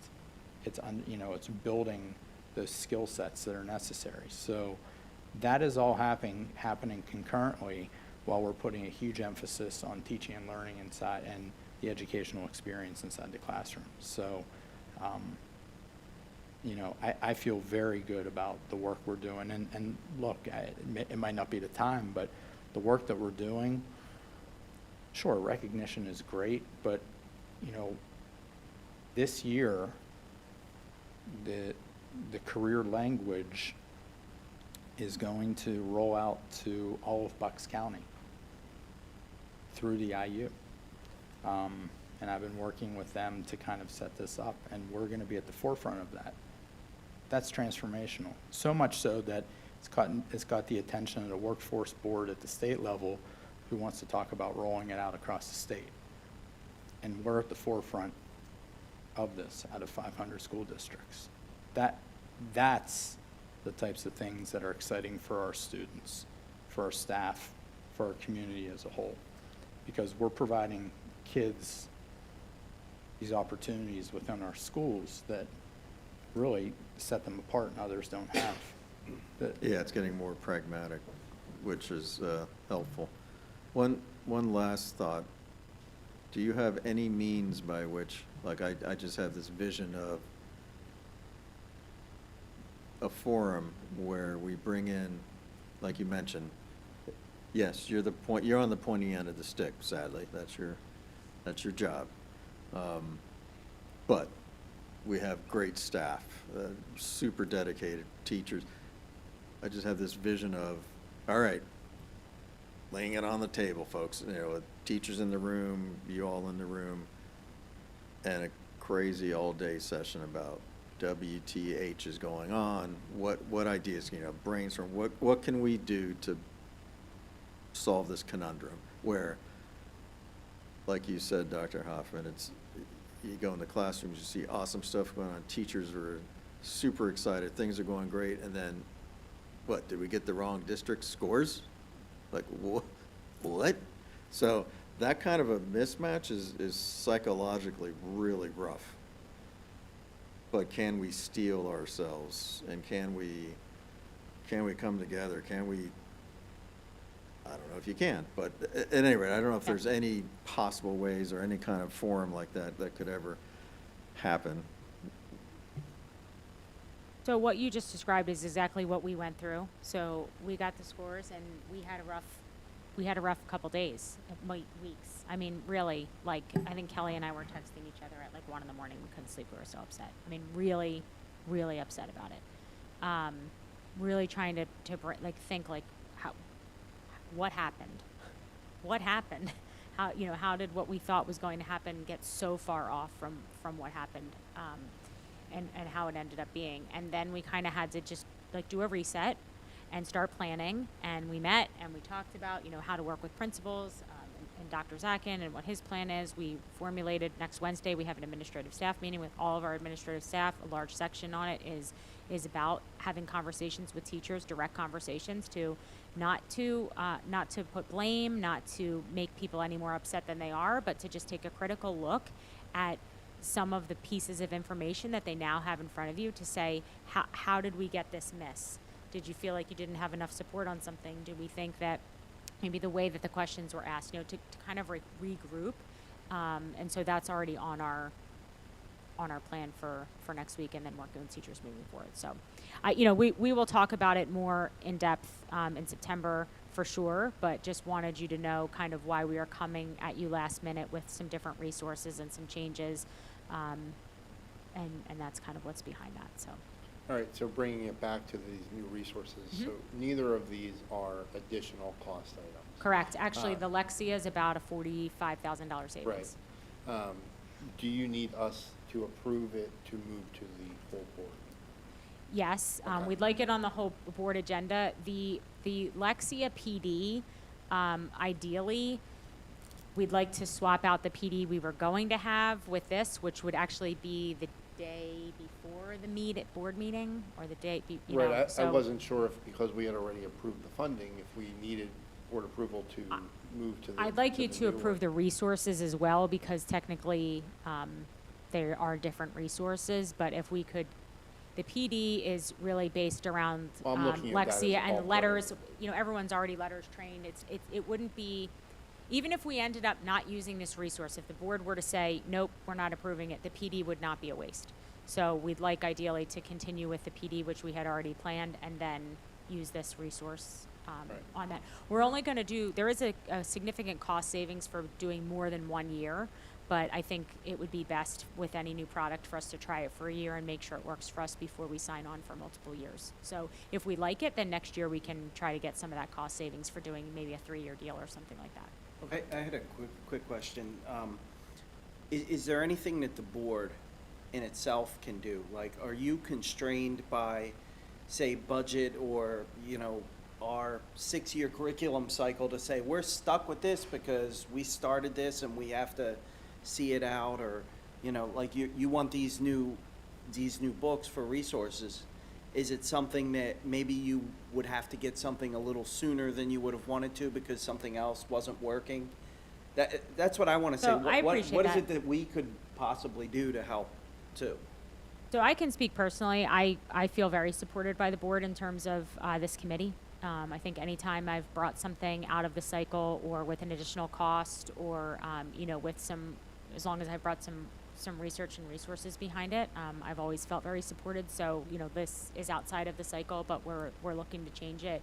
I feel that I'm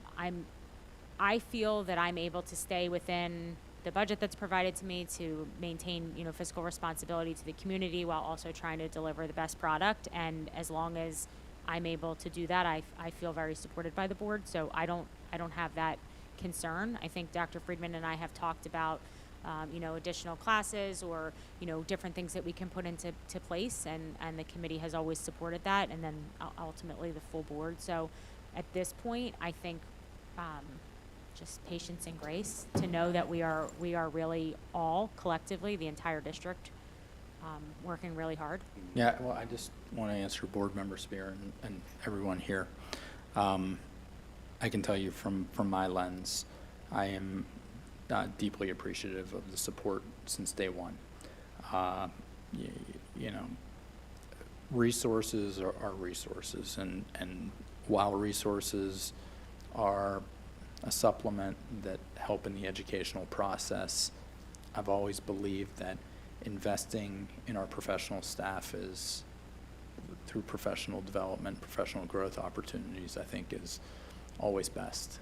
I've often given the extreme example that I believe I've been very blessed anywhere I've worked, and inclusive of Quakertown.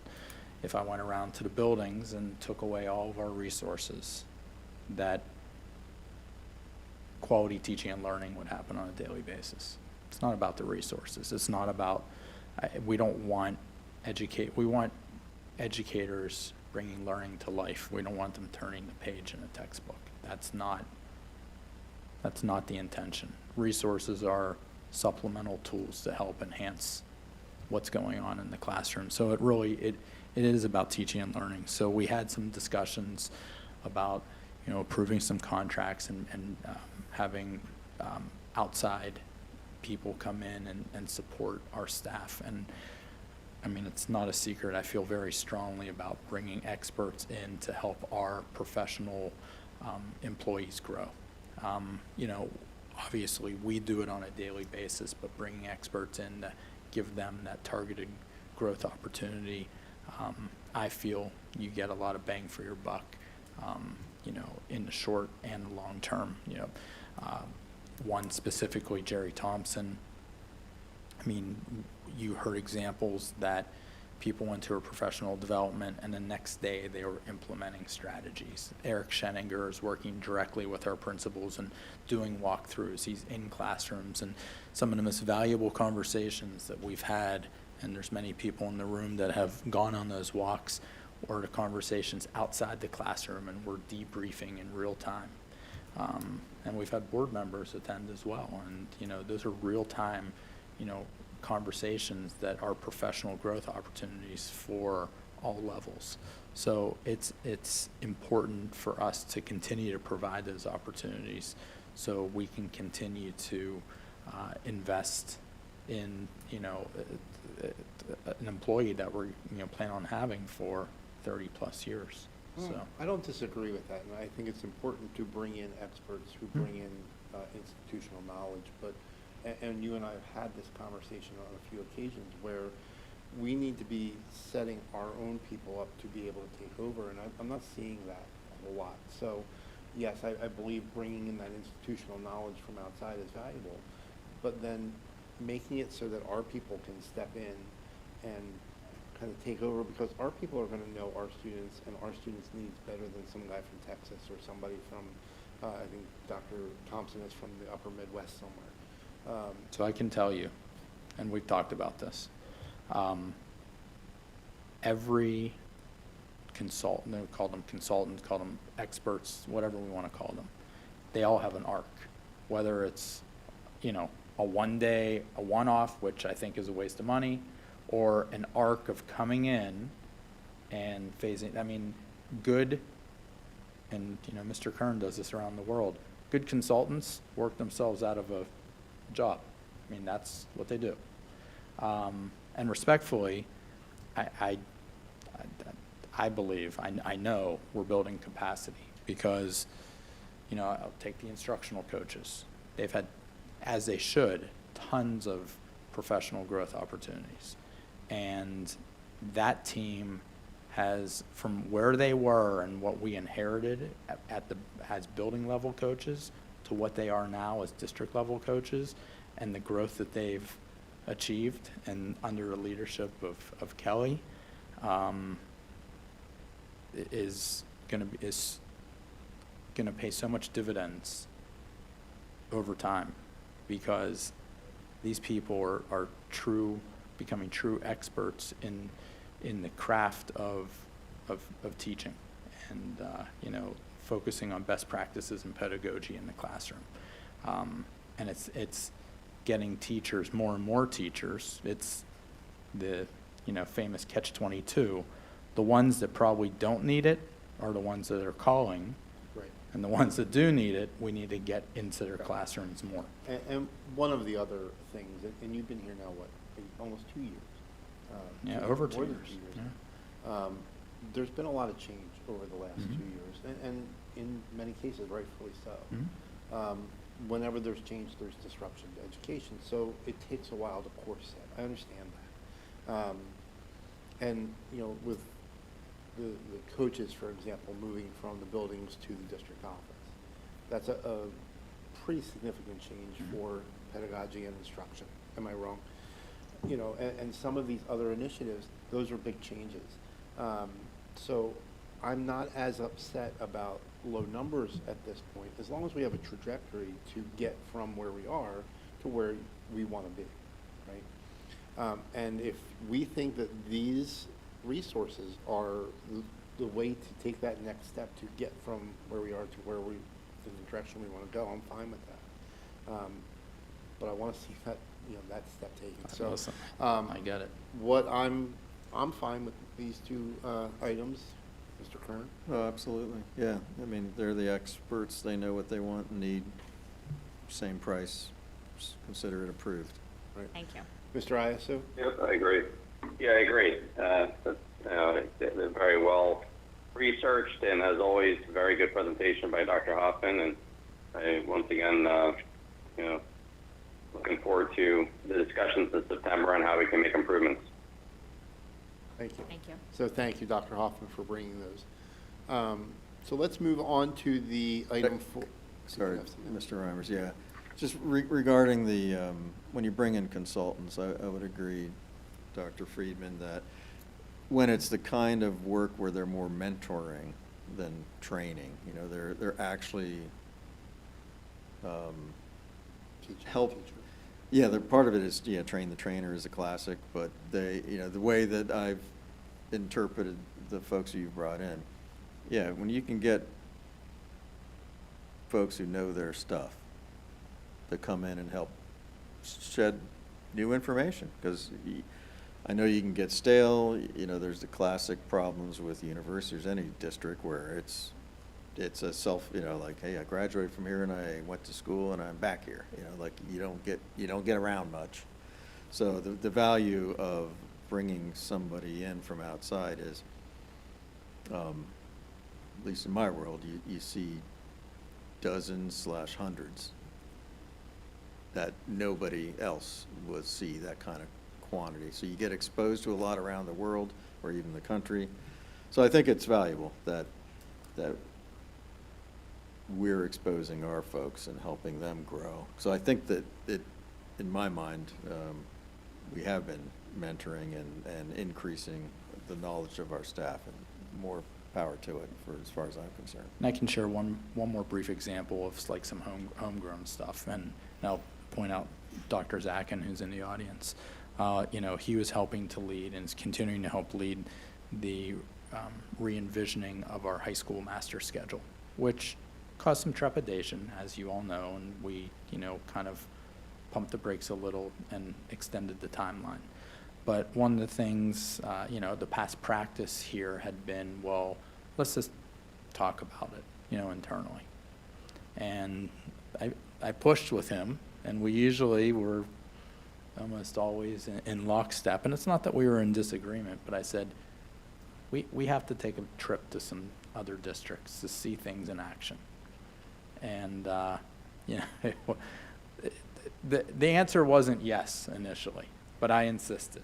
And it was, I don't want to put words in your mouth, but it was a pretty positive experience for the whole team. This wasn't directed at you, Dr. Zach, and now that I realize you're a wonderful homegrown individual here that I No, love. but what I mean is that, we stepped outside our comfort zone. Not to say that what we had been doing is bad. This was just different. And to see some exemplars, not on paper. I mean, it's easy to call up a district and say, hey, can you send me over your master schedule and we can take a look at it. But to see it in action, to talk to district level and building level administrators, to talk to teachers, talk to people that live it every day, that's powerful. And then to be able to bring that back and share it with the collective group, that's even more powerful. So, I think there's lots of examples how we're learning and growing in different ways that maybe we haven't been used to here. That was the Pittsburgh trip, right? Is that where you went, somewhere out there? Where'd you guys go? I remember you went to some place that was pretty awesome that you got to observe. High schools. High schools in the area. In the area, okay. Yeah. All right, thank you. Thanks. So moving on to the items for discussion. Sure. Item 4. So, Go ahead. yeah, so I just wanted to point out that, because I had a question about this next one for the school-wide title plan, that it had been on previously, so I just wanted to clear that up. So we had one previously on for QE and for Strayer, it was already approved, so this is for NIDIG. So I just wanted to clear up that it wasn't I had a question about whether or not this was like a redo. It's actually for a different school, so. All right, did you want to go into a further discussion about this? Or? It's a requirement for school-wide Title I funds. You approve it every year. Sometimes the schools change depending on the funding, but it's similar to what you approved for the other schools Right. in So this previous is, years. when I Yep. looked through it, it was pretty. Just wanted accurate. to clarify that it was a different school and not a different, It's relatively perfunctory. correct. All right, so a couple of the other things then that are on here, district focus areas, you wanted to So, talk about that? Yep, I think I'm not Dr. sure if Freeman it- had wanted to talk, and I think in some regards you just did. I think he had wanted to talk about kind of our progress with some of the things that he just mentioned. So I don't know if there's anything else you wanted to add to those, or if you feel that you covered it in talking about, what I had written down was portrait of a graduate, the elementary STEM class moving up to middle school, and I think you just talked about both of those, but certainly if you had anything else you Yeah, wanted I to talk mean, about. just to, I mean, I know we sidetracked a little bit and it kind of blended together, but, and I say this a million times, I hate to use the word initiative because it's just really something that we're doing at this point. But career language is in year 3.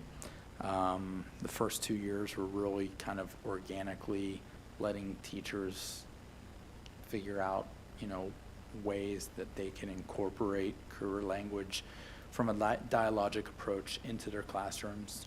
It's not a curriculum. There's no, set curriculum on how you do it, but it's, it's kind of, as Ed Hidalgo often says, sprinkling it on top of everything that we already do. So it's really seeing the creative ways that our teachers K through 12 have incorporated into our current content. And so it's really been neat to see. This year, in year 3, as we've told them in years 1 and 2, the expectation isn't if, it's when and how you're doing it inside your classroom.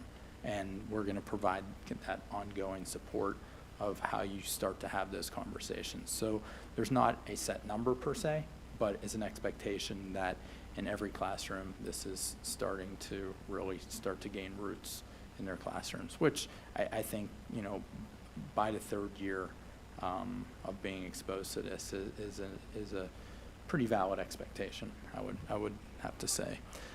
In terms of computational thinking, we're excited to share. We did some pretty deep research. We'll have a white paper for you on the research that we've done, the surveys, the one-on-one interviews, the focus groups. So we'll be sharing that in the next month or so. But in addition to that, as was planned with the trajectory of this, we will be moving into 6th grade this year. It will be exciting to see the students that were exposed to this in 5th grade matriculating into 6th grade, and then we'll roll this in the following year in 26, 27. We're going back and forth, but we believe that we can do 7 and 8 in 1 year instead of over 2. And I think it's going to change the complete dynamic of what that curriculum looks like at the middle level. I'm hoping that it changes the dynamic of the approach that students have in other courses as well. So you had mentioned this before. Absolutely. And I Absolutely. see a value taking that critical thinking and applying it into math and science and even social studies. Well, content's going to change as well. Right. So we're extremely excited about that.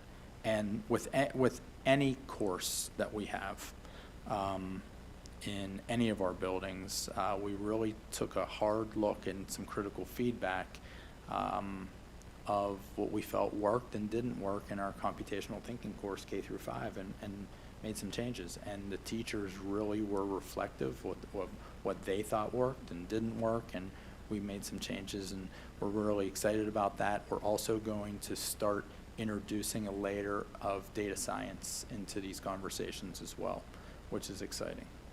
Students or? With the students. Awesome. So data science is going to slowly be integrated into that course as well at the elementary level and matriculating to the middle level as well, which once again are skill sets that are necessary in a lot of different pathways beyond the walls of the school. The last thing, as I mentioned, is our portrait of a graduate. We spent a year plus working in committees with internal and external stakeholder groups and really building out this portrait work. We spent the last year aligning it to exemplars at every grade level, K through 12, and every content area. So where do these durable skills come alive in our current curriculum? So once again, the portrait work is not a standalone. It's already living inside of our classrooms, but how do we amplify effective communicators and critical thinkers and things of that nature?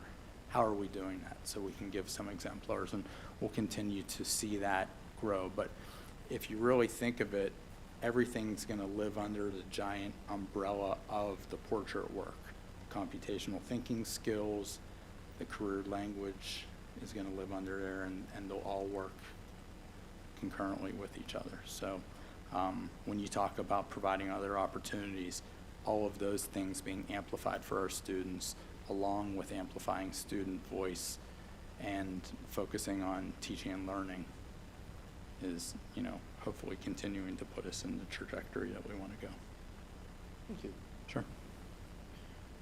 Was there anything else that you wanted to add to that? Nope, not related to that. Okay. The other two items on here are things that I had asked you about, if we could provide an update. Do you want to talk about Sure. the QE update and the enrollment update? Or Yes. do you want me to? No, absolutely, I can do it. So just an update for anybody who's listening so that they're aware. At the August 14th Facilities and Finance Committee meeting, there will be a discussion from the QE design team specific to where they are in terms of beginning the project, providing the committee and then eventually the board at the August 27th meeting with an update on some of the design ideas, the costs, some more specifics in terms of what that looks like. So stay tuned for that.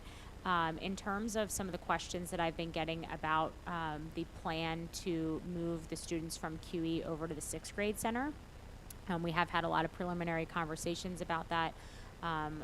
Myself, Dr. Friedman, Dr. Zakin, Dr. Bubser, Mr. Christine, Mrs. Stiferi walked the building. We went into every single classroom, mapped out how we could fit the students. So right now, the preliminary plan, if you were to walk into the 6th grade center, for anybody who's been in there, right when you walk in the front door, that long hallway back from the office all the way back to the gym would be the QE. So there's actually enough classrooms there to have that entire hallway dedicated to the students from QE, try to kind of keep them together. We're looking at different ways to best utilize the space for the bathrooms over there. So interestingly, we actually have small toilets contained in an area that already exist. They just happen to be in the old locker rooms.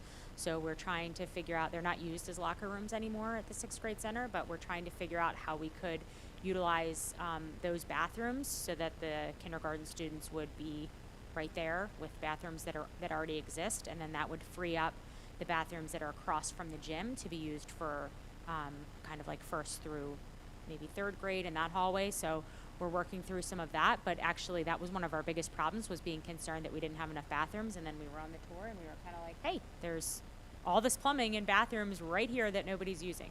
Aren't the locker rooms on the other hallway? Nope, they're actually right there on that corner.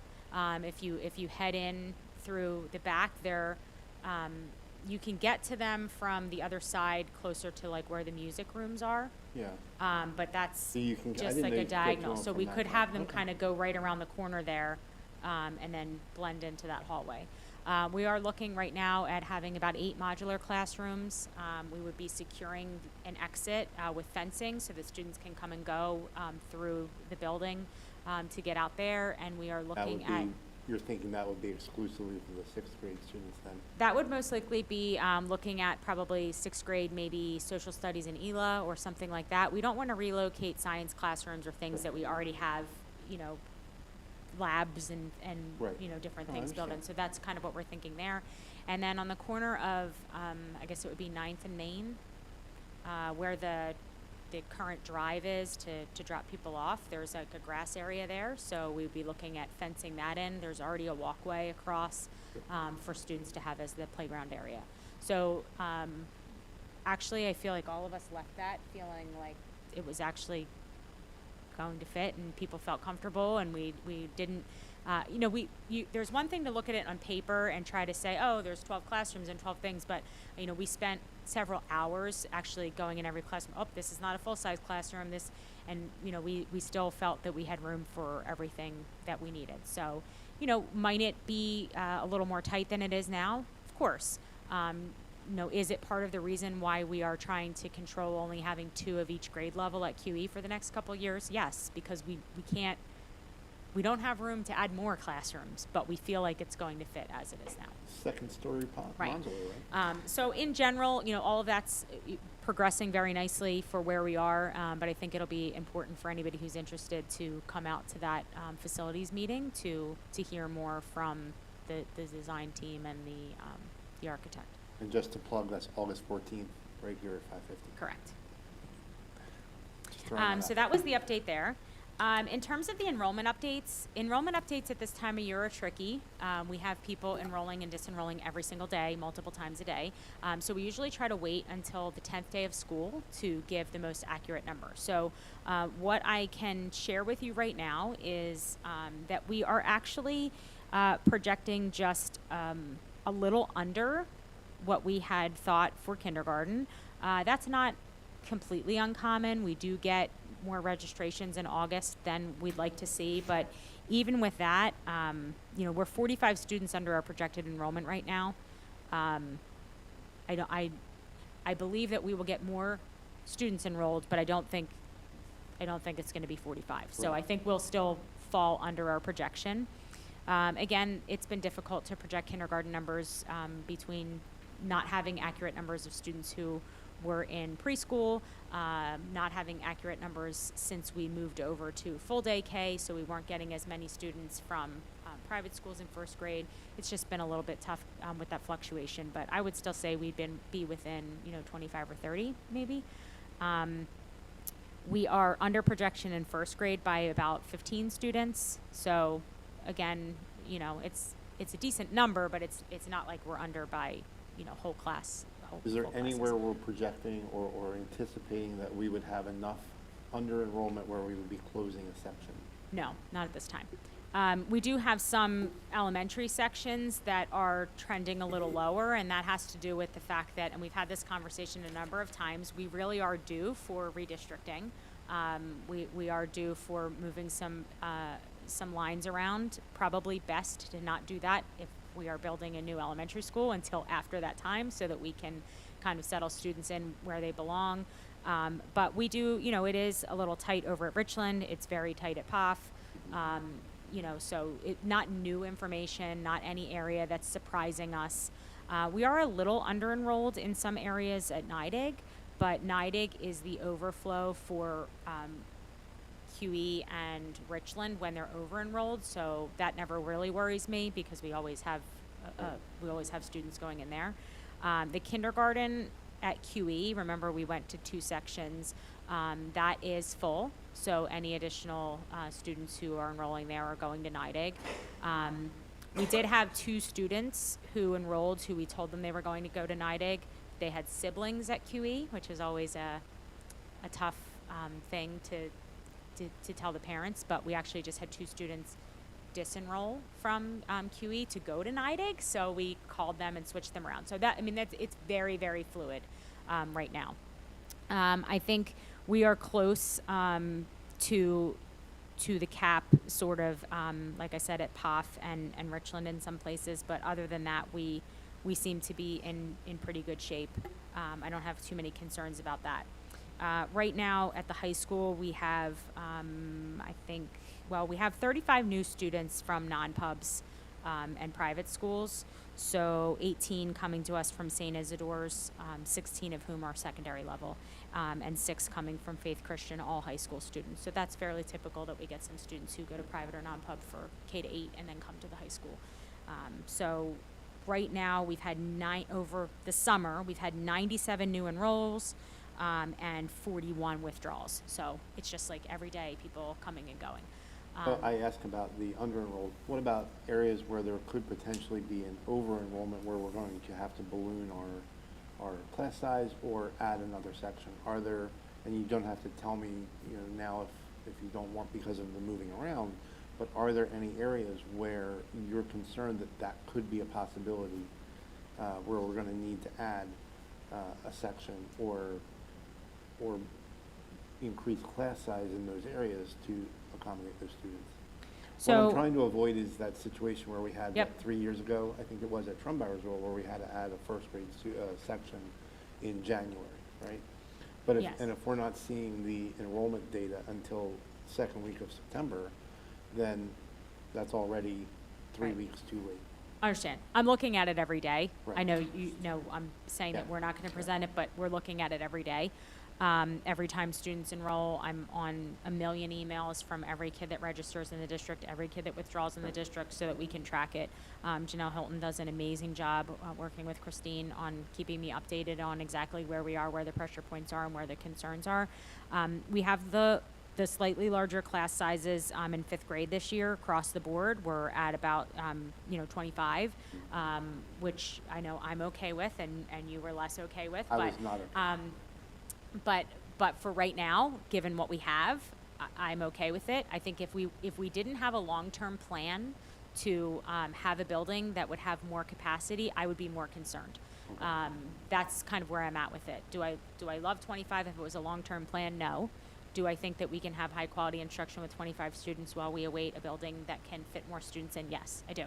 I think My most concerning part was the potential where we would have to add another section. Yep, I don't think that we see that happening anywhere else except for fifth grade right now.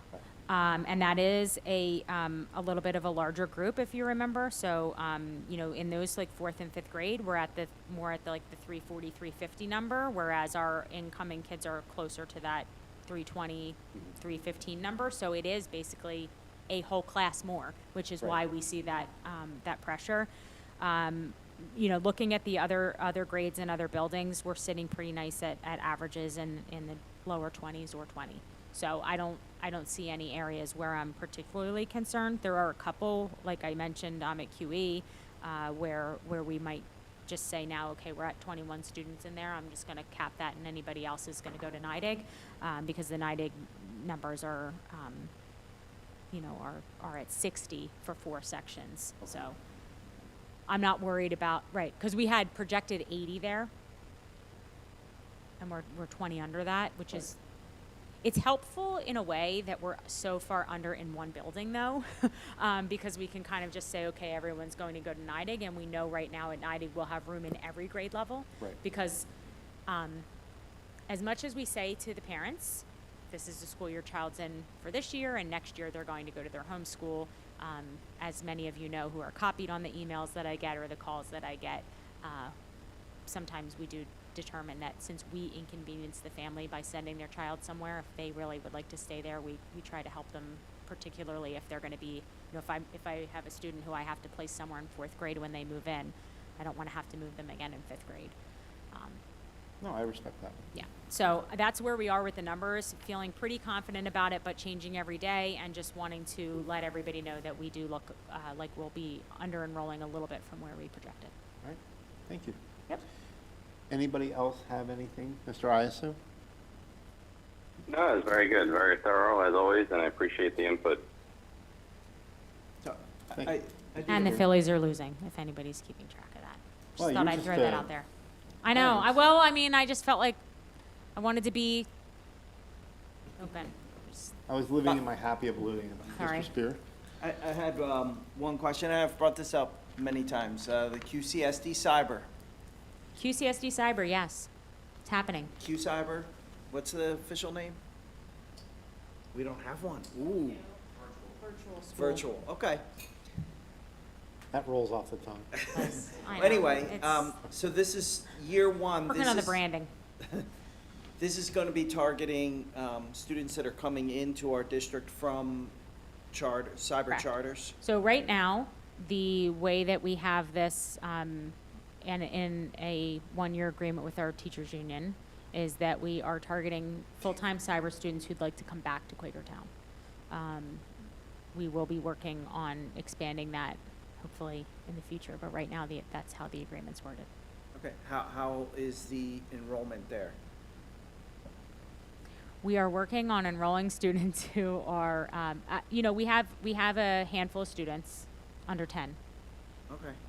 But we are actively calling and recruiting and reminding families that they can come back here. A lot of them have questions, and they're reasonable questions. They want to know, well, what happens if you decide not to do this anymore, and then I have to send my kid back to the charter school they're at, or how can I be guaranteed that you're not going to make my kid come into school? They don't want to go to the school. So they want to, can I still get a laptop for free? They have like very questions that we can answer, but you have to call every single one and answer their questions in order to get them enrolled. And for a lot of families, they've indicated that they're interested. And, they've asked us to send them paperwork, and then it gets hung up on the providing residency or providing some other thing, which then sends us on a little chase to find out if they actually still live in the district or if we're just paying their tuition. So like it keeps going in these branches that are different. And I believe that when school starts, it's not helpful that it's not in the summer, but when school starts and families gear up again to have their kids start doing it, and then word of mouth and things get out there, we'll have some more students enrolling. But I would say we have 3 students who are going to do half day at the tech school and half day cyber, which I'm excited about because I think it's a great opportunity to showcase that if you were in a full cyber program, your student would not have had that opportunity. And by working with us, they can actually still attend the tech school and learn a trade while doing their class of cyber.